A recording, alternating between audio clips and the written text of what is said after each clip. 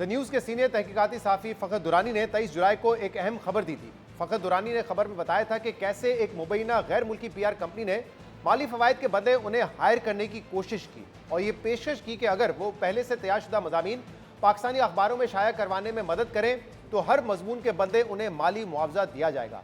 खबर के मुताबिक सहाफ़ी फ़खर दुरानी से कहा गया कि वो पाकिस्तान की मईशत, SIFC, बलूचिस्तान, फौजी क़यादत और पाकिस्तान के चीन और अफगानिस्तान से ताल्लुकात के बारे में पहले से तैयारशुदा मज़ामीन शाया करवाएं और अगर ऐसा करने में फ़खर दुरानी को कोई मुश्किल पेश आए तो ये PR कंपनी फ़खर दुरानी को उनके अहले खाना के साथ बैरून मुल्क मुंतकिल कर देगी।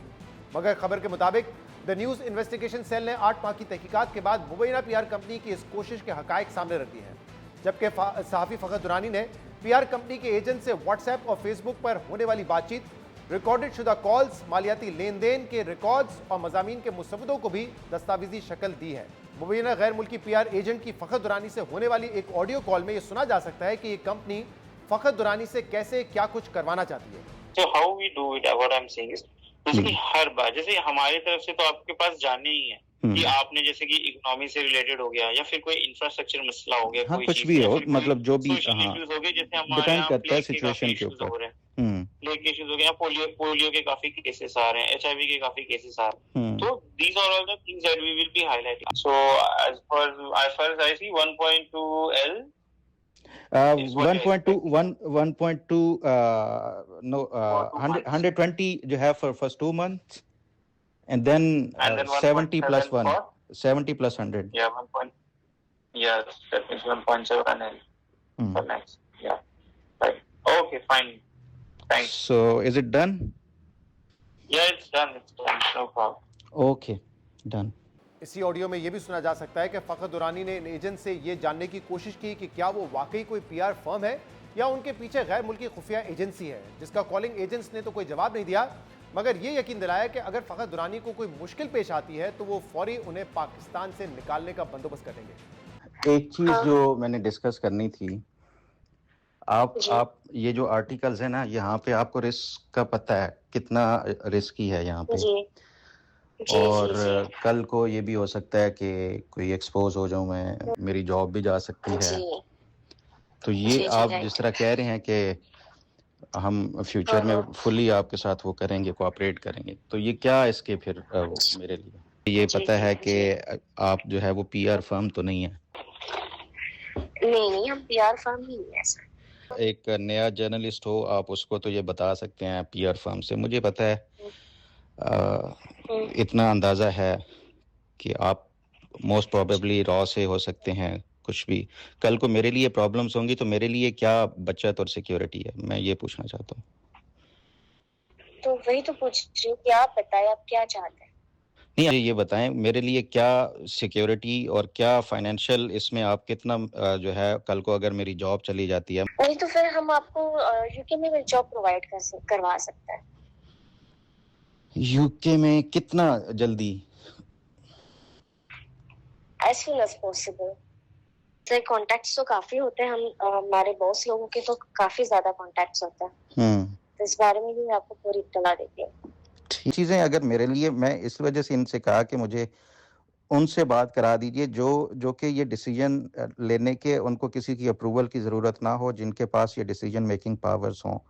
तो वीजा के लिए क्या मैं अप्लाई करूं और आप मुझे ये लगवा के देंगे, क्या होगा ताकि ये बिल्कुल आप see as you say कि when you feel that you don't want to be there, तो आपने यहाँ पे बताना है और फिर वहां से फिर प्रोसीड हो जाएगा प्रोसीडिंग में, आपको फिर वीजा लगवा के, मोस्टली सिंस UK के साथ में एक्स्ट्राडिशन ट्रीटी ऐसी कोई स्पेशली है नहीं, so it goes with UK और any other UK। हाँ, UK का क्योंकि हमने देखा है ये अभी रिसेंटली जो जर्नलिस्ट गए हैं उनका वो कोशिश भी हुई है लेकिन उन्होंने नहीं किया उनको रिटर्न।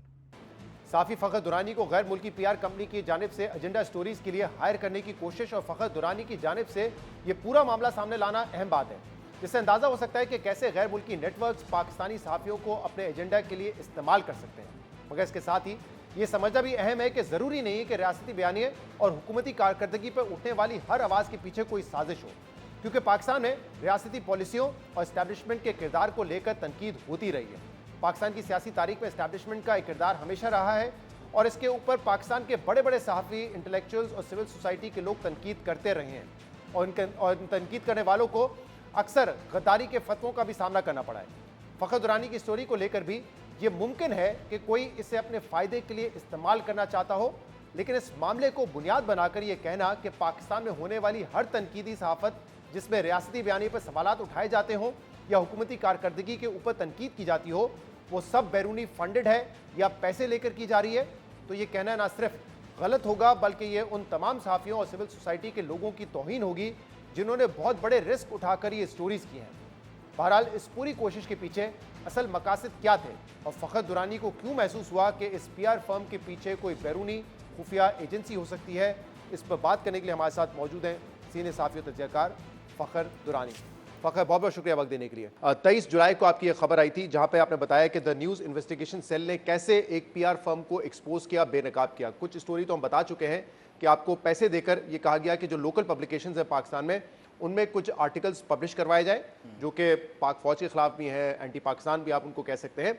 सवाल मेरा ये है आपसे कि जब PR फर्म ने आपको अप्रोच किया, पैसे की ऑफ़र की, तो शक कैसे हुआ आपको कि ये कोई फॉरेन स्पाई एजेंसी हो सकती है? एक PR फर्म भी हो सकती है जो अपने क्लाइंट के लिए काम करवा रही हो? बिल्कुल, देखें, पहला जो है एक नॉर्मली होता ये है कि अप्रोच जो किया जाता है एक कवर होता है, किसी का भी हो। तो उन्होंने जिस कवर जो एक लिया हुआ था कि हम एक PR फर्म हैं, दुबई बेस्ड हैं और हम ये चाहते हैं हमारे कुछ क्लाइंट्स हैं जो पॉलिटिकल कंटेंट जनरेट करना चाहते हैं, तो उसके लिए आप ये करें। तो मैंने कहा कि मैं ऐसा काम नहीं करता। उसके बाद वो कंटिन्यूसली मुझे परसू करते रहे और फिर उन्होंने PR फर्म का जब नाम बताया तो मैंने, क्योंकि ऑब्वियसली मैं एक जर्नलिस्ट हूँ तो मेरा ये काम होता है कि अगर कोई अप्रोच कर रहा है उसके हवाले से देखूं कि वो है क्या, उसकी प्रेजेंस है कोई डिजिटल या नहीं है। तो वो जो PR फर्म का इन्होंने बताया था, मैंने उस PR फर्म की वेबसाइट पे जाके उनकी मैनेजमेंट का जो है वो देखा कि क्या वो वाकई ये जिस तरह से क्लेम कर रहे हैं उसी तरह उसको ये सेम उस तरह है या नहीं है। तो उस पर पता चला कि वो जो खातून जो दावा कर रही थी वो तो नहीं थी। फिर मैंने उससे पूछा उसमें कि आप जो ये कह रही थी जिस PR फर्म के हवाले से, उसमें तो आपका कहीं भी मुझे नहीं मिल रहा। तो उस पर उसने कहा कि वी वर्क इन शैडो, तो हम जो है ये इस तरह का जो है वो शैडो में कोई काम करते हैं, खुफिया तौर के ऊपर काम करते हैं, तो इस बुनियाद के ऊपर हम ये प्रॉपरली जो है अपना वो नहीं डिस्क्लोज कर सकते। सही है। और इसके बाद आपको ये ऑफर भी की गई एक मौके पे जब आपने कहा कि ये खबरें अगर छपेंगी हो सकता है मेरे लिए ज़ाती तौर पे प्रॉब्लम हो, तो फिर आप क्या करेंगे मेरे लिए? तो उन्होंने आपको ऑफर की कि आपको बाहर भी शिफ्ट कर सकते हैं, आप UK जाके काम करें। देखें शहजाद साहब, पहली बात ये है कि जब ये मुझे अप्रोच किया गया ना, तो एक जर्नलिस्ट के तौर के ऊपर मेरे लिए ये एक अनएथिकल है कि मैं जिस काम के लिए मेरी जॉब है मैं उसकी बजाय अगर कोई और दूसरा कोई काम करता हूँ तो ये मेरे लिए अनएथिकल है। तो मैंने एक जो जर्नलिस्टिक जो नॉर्म्स हैं उसको फॉलो करते हुए अपनी टॉप मैनेजमेंट को बताया। मेरी जो टॉप मैनेजमेंट से ये सारा डिसीजन हुआ, उसके बाद ये फैसला हुआ टॉप मैनेजमेंट की तरफ से, हमारे जो जियो और जंग ग्रुप की तरफ से, कि इसको आप देखें, आगे लेकर चलें, देखते हैं कि क्या इससे निकलता है। ये जिस तरह पॉलिटिकल पार्टी के हवाले से कह रहे हैं या PR फर्म कह रहे हैं, ये भी अगर चीज़ साबित होती है तो ये भी इटसेल्फ एक खबर है। अगर उसके बाद अगर कोई ये हॉस्टाइल इंटेलिजेंस एजेंसी है तो उससे भी ये हमारे लिए एक बड़ी खबर होगी। तो आप इसको आगे लेके चलें। उसके साथ ही जब हमारी मैनेजमेंट ने ये फैसला कर लिया तो उसके बाद फिर गवर्नमेंट को भी बताया गया मैनेजमेंट की तरफ से, ताकि कल को जो है हमारे लिए सिक्योरिटी पर्पज़ के लिए ये कोई प्रॉब्लम क्रिएट ना हो। जब ये सारी चीज़ें हो गई, मैं उसके साथ बातचीत कर रहा हूँ। हमारा जो देखें जर्नलिस्ट का एक काम होता है कि एविडेंस जब तक ना हो आप स्टोरी नहीं कर सकते। तो ये एक ऐसी चीज़ थी जिसके लिए हमारे पास एविडेंस होना लाजमी था, और उस एविडेंस में ये भी था कि आर्टिकल्स जिसके हवाले से ये डिमांड कर रहे हैं वो आर्टिकल भी होना चाहिए हमारे पास कि वो किस तरह का आर्टिकल छपवाना चाह रहे हैं। फिर उसके साथ साथ फाइनेंशियल ट्रांजेक्शन्स जो है कि पैसे का वो अगर कह रहे हैं क्या वो उन्होंने हमें पैसे पे किए या नहीं किए। मैं 1 महीने से उनसे कह रहा था कि आप मुझे कुछ पे करें, 50% एडवांस पे कर दें ताकि ये हमारे पास एक सबूत के तौर के ऊपर आ जाए। वो नहीं कर रहे थे। जैसे ही एक बड़ा इंपॉर्टेंट इवेंट आता है पाकिस्तान में 27 फरवरी का, 27 फरवरी को एक पाकिस्तान और अफ़गानिस्तान के दरमियान कुछ झड़प होती है, बॉर्डर के ऊपर क्लैश होता है, पाकिस्तान की तरफ से एयर स्ट्राइक भी की गई थी। तो उस दिन एक बड़ा अजीबोगरीब इन्होंने किया। मैंने उस दिन कोई इनसे पैसे भी नहीं मांगे थे। इन्होंने खुद से एक फाइनेंशियल ट्रांजैक्शन 35,000 रुपये भिजवा के साथ ही एक मैसेज कर दिया कि जो रीसेंट इवेंट हो रहा है क्या उसके हवाले से आप हमें कोई इन्फॉर्मेशन प्रोवाइड कर सकते हैं। तो उससे देखें एक PR फर्म का क्या काम है कि बॉर्डर क्लैश पे पाकिस्तान और अफ़गानिस्तान का, उनके लिए वो इंफॉर्मेशन कलेक्ट करना या वो फुटेजेस या वीडियोस या वो चीज़ें जो कि मीडिया के ऊपर पहले पब्लिक नहीं हुई और ना वो हमें आप शेयर कर सकते हैं, तो ये पीआर फर्म का ये काम नहीं होता। उससे भी एक चीज़ जो है वो मेरे लिए ये एक अंदाज़ा हो गया कि ये पीआर फर्म नहीं है, ये एक हॉस्टाइल एजेंसी है। क्योंकि जब मैंने आपकी स्टोरी पढ़ी उसमें 2-3 सवालात मेरे भी हैं और कुछ सवालात ऐसे भी हैं जो सोशल मीडिया पे भी आपसे पूछे जा रहे हैं, और आपका मैंने देखा भी है थ्रेड जिसमें आपने एविडेंस भी पोस्ट किया है कि आपकी जो कॉन्वर्सेशन होती रही और आपकी ऑडियोज जो है उनके साथ वो भी हमने चलाएंगे। लेकिन जैसे एक सवाल जहन में आता है कि अगर कोई इसमें फॉरेन स्पाई एजेंसी इन्वॉल्व है तो वो एक आर्टिकल के सिर्फ 70,000 रुपए क्यों ऑफर करेगी, वो भी एक साफ़ी को जो पता है कि कोई नया साफ़ी नहीं है, एक अरसे से फील्ड में है, 70,000 में वो कोई स्टोरी क्यों छापेगा, इसे क्यों इतना बड़ा रिस्क? बिल्कुल एक ये बड़ा जेन्युइन क्वेश्चन है और ये लोग पूछ रहे हैं। और इस हवाले से देखें, पहली बात ये है कि ये इस तरह के जो ऑपरेशंस होते हैं ना, उसमें आप पहले ट्रस्ट बिल्ड करते हैं। ट्रस्ट बिल्ड आपका हो जाता है तो यही चीज़ मैं उनसे बार बार कह भी रहा था कि ये 70,000 तो जो आप अगर इंटरनेशनल कोई मीडिया ऑर्गेनाइजेशंस की इस तरह की जो असाइनमेंट्स होती हैं उनका देखें तो आपको $500-600 से कम जो है वो पे नहीं करते एक आर्टिकल का। तो ये आप इतना वो करें तो उस पर उन्होंने ये क्लियरली स्पेसिफिकली कहा है, अगर वो भी आप दिखा सकें उस पर वो कह रहे हैं कि हम शुरू में आपको ये करेंगे, उसके बाद ग्रेजुअली आपका इंक्रीज़ कर देंगे। इवेंचुअली क्या हुआ, जब हमने अपनी स्टोरी कंप्लीट कर ली, हमने ये फैसला किया कि हम इनको टेक ऑन करते हैं और इनसे पूछते हैं कि आप पीआर फर्म नहीं हैं, आप एक हॉस्टाइल एजेंसी हैं। तो उस पर मैंने इनसे स्पेसिफिकली ये पूछा कि आप मुझे ये बताएं कि अगर कल को मैं एक्सपोज हो जाता हूँ, लेट्स सपोज आपके लिए काम करते हुए, मेरे लिए क्या प्रोटेक्शन है, फाइनेंशियल भी और जो फिज़िकल जो सिक्योरिटी के हवाले से। तो उस पर उन्होंने 2 चीज़ें ऑफ़र की, एक ये कि रिलोकेशन मेरी और मेरी फैमिली की यूके में, और दूसरा उन्होंने कहा आपको पैसों का कितना, अब आप हमें बताएं कि कितना डिमांड कर सकते हैं। मैं क्योंकि आज तक हमारा जो जर्नलिज्म का काम है, हमने ऐसा कोई काम किया नहीं है और ना मुझे पता है कि ये कितने इसमें पैसे जो है वो चार्ज किए जाते हैं। मैंने कहा आप मुझे जो है ना ये 70,000 जो आप कह रहे थे 170 कर दें, 1,70,000 रुपये पर आर्टिकल। उन्होंने कहा no problem, money is not the issue. Negotiate किया तो उन्होंने रकम बढ़ा दी। दूसरा एक सवाल ये कि आपसे ये भी कहा गया कि आप कुछ हमें यूनिक इन्फॉर्मेशन दें जो पब्लिश ना भी हो, जो किसी के पास ना हो, और आपसे ये भी पूछा गया कि बताएं वहाँ पे कौन कौन से पब्लिकेशंस ऐसे हैं जो ज़्यादा पॉपुलर है। अब देखें अगर कोई एजेंसी है तो उससे इतना तो होमवर्क किया होगा कि यहाँ पे कौन सी पब्लिकेशन ज़्यादा इंपॉर्टेंट है, ज़्यादा रीडरशिप है या व्यूअरशिप ज़्यादा है उसकी, ये आपसे पूछने की क्यों ज़रूरत होगी? मतलब मैं आप बैठा बता सकता हूँ कि इंग्लैंड में कौन सा ज़्यादा न्यूज़पेपर पढ़ा जाता है, इंडिया में, यूके में, यूएस में, सब हम बता सकते हैं ये चीज़ें, तो आपसे क्यों पूछेंगे वो? देखें, उन्होंने पूछा नहीं मुझसे, उन्होंने पहले मुझसे डिमांड यही की कि जो फर्स्ट ईयर के पाकिस्तान में मीडिया ऑर्गेनाइजेशंस हैं, जो बड़े पाकिस्तान के 2-3 नाम हैं, आप क्या उसमें मैनेज करा सकते हैं? मैंने कहा उसमें ये इस तरह की जो आउटसाइडर से कोई इस तरह की जो कंट्रीब्यूशन के तौर के ऊपर जो आर्टिकल्स हैं वो लेते ही नहीं है। तो फिर उसके बाद वो शिफ्ट हुए कि आप हमें सेकंड ईयर की जो यहाँ पे इदारे हैं उसके हवाले से वो करा सकें। वो पूरा होमवर्क करके आए हुए थे। ये नहीं था कि उन्हें पाकिस्तान के मीडिया लैंडस्केप के हवाले से पता नहीं था, उन्हें ये अंदाज़ा और ये पता है। स्पेसिफिकली इस ऑडियो में भी वो ये कह रहे हैं, एक मीडिया एक अंग्रेज़ी अखबार के नाम लेके वो ये कह रहे हैं हमें पता है कि वो वहाँ पे पब्लिश कराना बड़ा टफ है। वहाँ पे तो वी नो कि ऐसा नहीं हो सकता, लेकिन क्या हमें जो दूसरे जो मीडिया इदारे हैं क्या वहाँ पे ऐसा कुछ किया जा सकता है या नहीं? तो उनका होमवर्क पूरा था, उनका मेरे बारे में, मेरी एजुकेशनल बैकग्राउंड, मेरी सब कुछ उनको पता था। सही, ठीक है। अच्छा, एक इस पे इम्पोर्टेंट बात ये भी है फ़खर के अब जो स्टोरीज़ जैसे आपने अपनी स्टोरी में कहा गया है, SIFC के बारे में आपसे कहा कि स्टोरी करें, मिलिट्री लीडरशिप के बारे में, अफ़गानिस्तान, बलूचिस्तान, पाक चाइना रिलेशनशिप, इनके बारे में स्टोरीज़ करें। अब पाकिस्तान में भी हम देखते हैं कि रोज़ाना की बुनियाद पे इन पे स्टोरीज़ हो रही होती हैं। SIFC के बारे में हमने बहुत सारी स्टोरीज़ की हैं, उनकी क्या परफॉर्मेंस रही है पिछले 3-4 साल में, पाकिस्तान मिलिट्री का या एस्टैब्लिशमेंट का जो रोल है हमारी सियासत में, उस पर भी हम गुफ्तगू करते रहते हैं। तो ये तो बहुत ज़्यादा डिस्कशन होती है, इस पर खबरें भी छपती हैं, इस पर डिस्कशंस भी हो रही होती हैं। तो अभी एक तासुर ये जाएगा कि जो भी ये डिस्कशन कर रहा होता है वो शायद इसीलिए कर रहा होता है कि कहीं ना कहीं से उसको किसी PR फर्म ने पैसे दिए ये करने के लिए, जबकि बात सच नहीं है। आप भी करते हैं, न्यूज़ में स्टोरी छपती रहती है।